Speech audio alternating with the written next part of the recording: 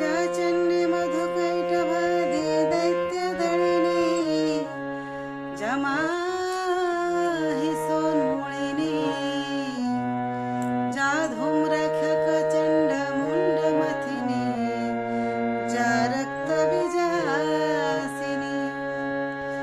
शक्ति संभानि शुम्भा दैत्यदळिनी जा सिद्धि लक्ष्मी परा सा देवी नवकोटि मूर्ति सहित मं पातु विश्वेश्वरी।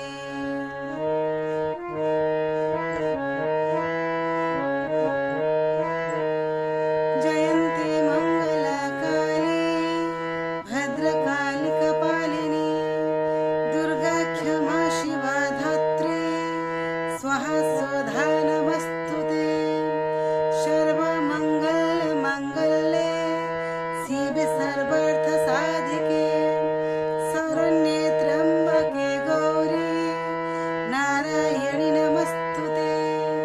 सृष्टिस्थितिविनाशनं शक्तिभूते सनातनी गुणसये गुणमये नारायणि नमस्तुते।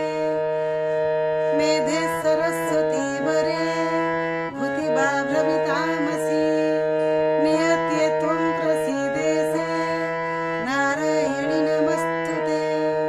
शरणागतदीनार्थ परित्राणपरायणि सर्वस्यार्थे हरे देवी नारायणि नमस्तुते।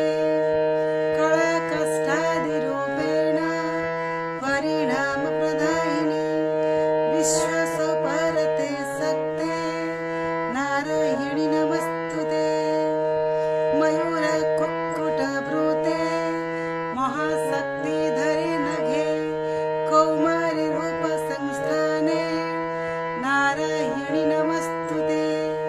जोळकराळमत्युग्र मसिषासुरसूदनं त्रिशूलः पातु न भीते भद्रकाळि नमस्तुते। सर्वस्वरूपे सर्वेशे सर्वशक्ति समन्विते भयेभ्यः त्राहि नो देवी दुर्गे देवी नमस्तुते। एतत्ते वदनं सौम्यं लोचनत्रयभूषितं पातु नो सर्वभूतेभ्यः कात्यायिनि नमस्तुते।